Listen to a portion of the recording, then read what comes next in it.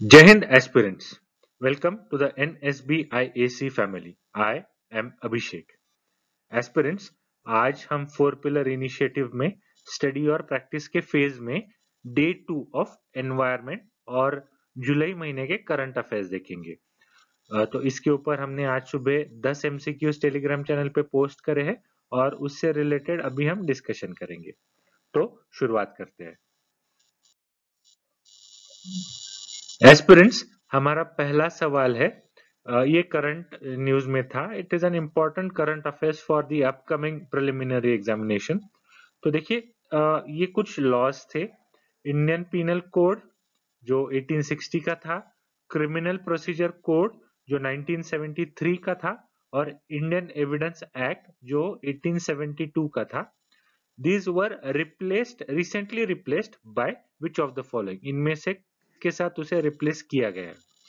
देखिए, पहला ऑप्शन है भारतीय न्याय संहिता, इसका शॉर्ट फॉर्म BNS है, भारतीय नागरिक सुरक्षा संहिता और भारतीय साक्ष्य अधिनियम। तो देखिए, इन तीनों के साथ, मतलब इन तीनों के साथ रिप्लेस किया गया है, जैसे Indian Evidence Act has been replaced by, so all we have replaced these.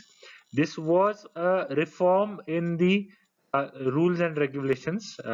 तो ये काफी सालों बाद ये रिफॉर्म आया। That's the reason why it was prominently in the news. और अगर आप देखोगे, लॉ एंड ऑर्डर हो या लॉज हो या जुडिशियरी हो, तो इनसे रिलेटेड प्रीलिम्स में हर साल क्वेश्चंस आते हैं। इस साल ये इंपॉर्टेंट करंट अफेयर्स है। जुलाई के महीने में ये न्यूज में था, जून और जुलाई, तो इसलिए इसमें कवर किया गया है। तो it is important that you cover all these topics properly. Okay, तो इसका आंसर है D, all of the above. आगे बढ़ते हैं। एस्पिरेंट्स, हमारा दूसरा सवाल है प्रोजेक्ट नेक्सस। ये न्यूज में था जुलाई में और पूरा साल ये न्यूज में किसी ना किसी कारण रहा है। तो project, what is project Nexus which is frequently seen in news? तो देखिए, इसका आंसर ये है, it seeks to enhance cross border payments by connecting multiple domestic instant payment system. तो जो BIS है, ग्लोबल लेवल पे एक बैंक है, बोलिए इसका फुल फॉर्म क्या है? तो BIS के साथ RBI इसमें सहभाग लेगी। तो ये जितने भी इंस्टेंट पेमेंट सिस्टम्स होते हैं इंटरनेशनली, जिसमें मल्टीपल डोमेस्टिक मतलब मल्टीपल कंट्रीज में ये ऑपरेट करेंगे, ये क्विक हो, हैसल फ्री हो, इनफैक्ट हर एक ट्रांजेक्शन विद इन 60 सेकेंड्स हो, इस तरह से ये सारी चीजों को ईज करने के लिए प्रोजेक्ट नेक्सस इंप्लीमेंट किया जा रहा है। ये न्यूज में पूरा साल रहा है, इसीलिए आपको ये समझना जरूरी है। देखिए, मैंने ऑलरेडी आपको शॉर्ट फॉर्म दिया, आपको इसका फुल फॉर्म मुझे कमेंट सेक्शन में बोलना है। तो BIS का फुल फॉर्म क्या है, आप मुझे कमेंट सेक्शन में बोलिए। तो BIS is at the forefront of this project. RBI is going to be a part of this. So there are many countries who are participating in this project. So it is an important project. उसका purpose ये है, तो please focus on this, इसको पढ़िए अच्छे से, ठीक है। आगे बढ़ते हैं। हमारा तीसरा क्वेश्चन है, which amongst the following is are type or types of wetlands. तो ये 4 ऑप्शंस आपको दिए गए और इनमें से कौन कौन से वेस्टलैंड के wetland, I am sorry, wetland के टाइप है। ये wetland is an important geographical phenomena और एनवायरनमेंट से भी रिलेटेड है। अगर आप क्वेश्चंस में देखोगे, हर साल वेटलैंड से जुड़े क्वेश्चंस आते रहे हैं। India is in fact adding more and more wetlands to the Ramsar convention. तो रामसर साइट्स इंडिया के हर साल हम कुछ ना कुछ ऐड करते जा रहे हैं। तो 2 बातें आपको वेटलैंड्स का कॉन्सेप्ट अच्छे से समझना है, उसमें से ये टाइप्स है। देखिए, ये चारों they are all types of wetlands. अब देखिए, मार्श जनरली हमको पता होता है, स्वैम्प पता होता है, कंफ्यूजन इन दोनों में होता है, bog and fen. What is an wetland? ऐसी कोई भी जोग्राफिकल रीजन जो या तो पूरा साल मतलब 12 महीने या तो साल का कुछ ना कुछ हिस्सा, 1 महीना हो, 2 महीना हो, 3 महीना हो, पानी के नीचे रहता है। चाहे बाकी का टाइम वो पानी के ऊपर हो, पर कोई ना कोई समय हो जब वो पानी के नीचे रहता है, तो ऐसे किसी भी एरिया को वेटलैंड कहा जाता है। Is a simple definition. तो वेटलैंड्स आर इंपॉर्टेंट, वेटलैंड्स आपको पढ़ने हैं। वट एवर सी वेटलैंड से रिलेटेड इंडिया में जो रामसर साइट्स की लिस्ट है लेटेस्ट, देखिए लेटेस्ट लिस्ट होना बहुत जरूरी है, सिर्फ लिस्ट होना नहीं, लेटेस्ट लिस्ट है क्योंकि हर साल एडिशन होते हैं, तो उसे समझना है। रामसर कन्वेंशन का क्या पर्पज है, ये सब समझ के आपको पढ़ना है। तो देखिए all these 4 options are examples और टाइप्स ऑफ वेटलैंड्स। ठीक है, आगे बढ़ते हैं। एस्पिरेंट्स, हमारा चौथा सवाल है, इन grasslands trees do not replace the grasses as a part of an ecological succession because of। देखिए इन grasslands trees do not replace the grasses as a part of an ecological succession। तो देखिए ये क्यों होता है, जो ग्रासलैंड्स है चाहे वो ट्रॉपिकल हो, सवानाज उसके एग्जांपल है, या टेम्परेट हो, प्रेरीज, पैम्पास, वेल्ड्स, ये सारे उसके एग्जांपल्स है। तो इन ग्रासेस में, ग्रासलैंड्स में ट्रीज जो होते they do not replace grasses. क्यों नहीं होते? एज इकोलॉजिकल सक्सेशन में क्या होता है, आप इकोलॉजिकल सक्सेशन का कॉन्सेप्ट पढ़िए, उस पर हम कुछ ना कुछ क्वेश्चंस बनाएंगे कि कहीं ना कहीं कुछ ना कुछ एक वेजिटेशन होता है which is dominant of certain geographical areas, they are replace gradually. तो ग्रासलैंड्स में ग्रासेस को ट्रीज क्यों नहीं रिप्लेस करते?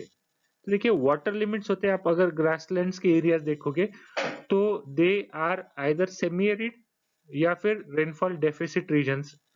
तो ऐसे इसमें क्या होता है, एक तो वाटर के लिमिट्स होते हैं, दूसरा फायर इंसिडेंसेस होते हैं, because these are grasslands, they are vast lengths of plain regions, generally they are plain regions, hilly regions नहीं होते ये, they are plain regions usually, या फिर स्मॉल हिलॉक्स रहते हैं, प्लेट्यू रीजन्स हो गए। तो ऐसे इसमें क्या होता है, फायर इंसिडेंसेस जिसे हम कहते हैं वो काफी फ्रीक्वेंट होती है। ट्रीज आते भी है तो they are destroyed in this fire incidences where trees take time to regrow but grasses regrow quite rapidly, quickly। तो इसके कारण एक तो वाटर लिमिट्स के कारण ट्रीज की ग्रोथ एक लिमिट हो जाती है, दूसरा फायर इंसिडेंसेस के कारण वो फ्लरिश नहीं हो पाते। इसीलिए ग्रासलैंड्स में trees do not replace grasses. क्या होता है, as part of an ecological succession. Okay, तो इसका आंसर सी है।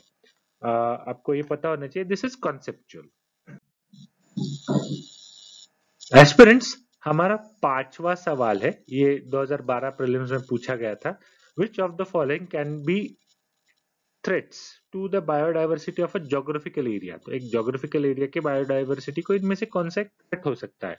तो देखिए आंसर क्या है, ऑप्शन में global warming, fragmentation of habitats, मतलब क्या होगा, एग्जांपल ये एक हैबिटेट है, कोई भी एक तरह का फॉरेस्ट है, अब क्या होता है ग्रेजुअली कहीं ना कहीं से एनक्रोचमेंट हो जाता है, हाउसिंग हो जाता है, लैंड यूज पैटर्न चेंज हो जाते हैं, तो ग्रेजुअली यही क्या होता है, ये एक यहाँ बन जाएगा, इसी का एक यहाँ बन जाएगा, यहाँ पे थोड़ा बहुत रहेगा, तो ये फ्रेगमेंटेशन हुआ, गेट्स फ्रेगमेंटेड। तो fragmentation of habitats, invasion of alien species, आप देखते हो इंडिया में तो इन्वेजन ऑफ एलियन स्पीसीज काफी जगहों पे काफी बड़े पैमाने पे हुआ है। प्रमोशन ऑफ वेजिटेरियनिज्म, तो देखिए इसको छोड़ के ये सारे they are the threats to biodiversity. Global warming है क्योंकि जो नेचुरल बैलेंस है वही डिस्टर्ब करेगा, के कारण कुछ स्पीसीज सरवाइव करेगी, कुछ स्पीसीज सरवाइव नहीं कर पाती है। फ्रेगमेंटेशन ऑफ हैबिटेट तो ऑब्वियस कॉज है। Invasion of alien species local biodiversity को ये हैम्पर करता है, डिस्ट्रॉय कर देता है, ये कोई नहीं, ये ऑप्शन बिल्कुल गलत है। तो देखिए ए बी सी, मतलब 1 2 3 ये ऑप्शन सही है। ठीक है, आगे बढ़ते हैं। एस्पिरेंट्स, हमारा छठा सवाल है, देखिए ये सवाल क्या है, ये भी यूपीएससी के एग्जाम में पूछा गया था, 2013 को पूछा गया था यूपीएससी के एग्जामिनेशन में। तो सी काउ, मतलब ये 3 एनिमल्स दिए, एनिमल स्पीसीज है, और पूछा गया कि which of the above is are mammal या मैमल्स। तो देखिए sea cow is a mammal, sea lion is a mammal, dugong India के पास एक एग्जांपल है डगोंग सी काउ का। सी लायन तो आपको पता है, एक लायन सील भी होता है, सी लायन भी होता है एक अलग। Sea horse is not a mammal. अब मैमल क्या है, आप जब साइंस पढ़ोगे तो आपको पता होना चाहिए मैमल्स क्या है। मेमोरी ग्लैंड्स होते हैं, या फिर उनके ब्रीदिंग पैटर्न्स होते हैं, रिप्रोडक्टिव पैटर्न्स काफी अलग होते हैं। तो जैसे whale is a mammal, dolphin is a mammal, ठीक है, ये मैमल्स के एग्जांपल है। डगोंग इज अ मैमल, वैसे sea lion is also a mammal. Sea horse is not a mammal, it is a fish species sea horse. तो इसको छोड़ के A and 1 and 3, option B is the correct option. ठीक है, ये concept है, ये पूछा गया था यूपीएससी में। ऐसे एक सवाल देखिए बायोडाइवर्सिटी पे और ऐसे स्पीसीज पे हर साल पूछते हैं, तो इसीलिए मैंने एग्जांपल लिया है। अब ऐसे नहीं कि यही रिपीट हो, पर आप जितने यूपीएससी के प्रीवियस ईयर्स के ऐसे क्वेश्चन सॉल्व करोगे, एग्जाम में अगर कोई स्पीसीज भी पूछा जाएगा तो आपको कुछ ना कुछ फेयरली आइडिया होगा अलग अलग स्पीसीज के बारे में, so you can attempt and get those answers correct. Okay, तो इसीलिए क्वेश्चन यहाँ पे दिया है। आगे बढ़ते हैं। हमारा 7वां सवाल है, it is a conceptual question, it's a conceptual question. Which one of the following terms describes not only the physical space occupied by an organism but also its functional role in the community of organisms? देखिए concept दिया गया है और उसका सही answer है ecological निश। ये कॉन्सेप्ट है, it is an important concept. इसमें क्या होता है कि एक फंक्शनल रोल कोई ना कोई ऑर्गेनिज्म प्ले करता है एक कम्युनिटी ऑफ ऑर्गेनिज्म या इकोसिस्टम में, तो उसे कहते हैं निश ऑफ दैट ऑर्गेनिज्म। तो ये इसका सही आंसर है निश। इसके साथ ही देखिए इकोटोन भी एक कॉन्सेप्ट है, हैबिटेट भी एक कॉन्सेप्ट है और होम रेंज इकोलॉजी भी एक कॉन्सेप्ट है। तो आपको ये चारों कॉन्सेप्ट्स के बारे में पढ़ना है। All these 4 are important concepts. तो कॉन्सेप्ट्स के कारण ही क्वेश्चन पूछा गया। In fact this is nothing but the conceptual framework of ecological niche. ठीक है, इस निश के साथ ही ये तीनों के कॉन्सेप्ट भी आप पढ़ लीजिए, बहुत जरूरी है, आप इसे अच्छे से समझ लीजिए। ठीक है, आगे बढ़ते हैं। एस्पिरेंट्स, हमारा 8वां क्वेश्चन है, if a tropical rain forest is removed it does not regenerate quickly. अगर कोई भी ट्रॉपिकल रेन फॉरेस्ट, देखिए रेन फॉरेस्ट पूछा, अगर वो किसी न किसी कारण रिमूव कर दिया जाता तो तुरंत रीजनरेट नहीं होता as compare to tropical deciduous forest. अब ये क्यों होता है, ये भी एक कॉन्सेप्चुअल क्वेश्चन है। देखिए रेन फॉरेस्ट में क्या होता है, एक तो इंटेंस स्पीसीज कंपटीशन होती है, कैनोपी कवर हमने देखा है, जो कैनोपी कवर होता है फॉरेस्ट का वो भी बहुत ज्यादा होता है। तो इसके कारण क्या होता है, सन लाइट नीचे तक पेनिट्रेट नहीं कर पाती है। तो gradually over the long period of time क्या होता है, the soil of rain forest is deficient in nutrition, क्योंकि एक तो इंटेंस कंपटीशन के कारण जो भी न्यूट्रिशन ऑब्जर्व किया जा रहा है और न्यूट्रिशन भी रिफिल नहीं हो पा रहा है उसी इसके साथ, तो इसीलिए रीजनरेट होना सारे स्पीसीज या फॉरेस्ट को मुश्किल हो जाता है। तो इसका सही ऑप्शन ए है। तो ये कॉन्सेप्चुअल है, आप एनसीईआरटी पढ़ोगे तो भी आपको ये समझ में आ जाएगा, आप जीसी लियोंग पढ़ोगे तो भी समझ में आ जाएगा। ये बेसिक बुक्स में भी दिया गया, ज्योग्राफी के बुक्स में है। In fact this is also a part of biome environment का भी एक इम्पोर्टेंट हिस्सा है, इसीलिए क्वेश्चन बहुत जरूरी है। कॉन्सेप्चुअली आपको अगर समझ में आता तो आप इसे अटेम्प्ट कर पाओगे। ऐसे क्वेश्चंस आते हैं, इसीलिए यहाँ पे मैंने क्वेश्चन दिया है। ठीक है, आगे बढ़ते हैं। एस्पिरेंट्स, हमारा 9th क्वेश्चन है, acid rain is caused by the pollution of environment by. Acid rain जो होता है is caused by pollution of environment by. देखिए एसिड रेन हमने पिछले बार भी देखा है, तो इसका सही आंसर डी है। ये क्वेश्चन रिपीट भी किया है क्योंकि ये क्वेश्चन जरूरी है, कॉन्सेप्चुअली आपको समझना चाहिए। एस्पिरेंट्स, हमारा 10वां सवाल है, which one of the following is not a site for in situ conservation। देखिए कंजर्वेशन ऑफ बायोडाइवर्सिटी होता है, एक होता है इन सीटू और एक होता है एक्स सीटू और एक होता है इन सीटू।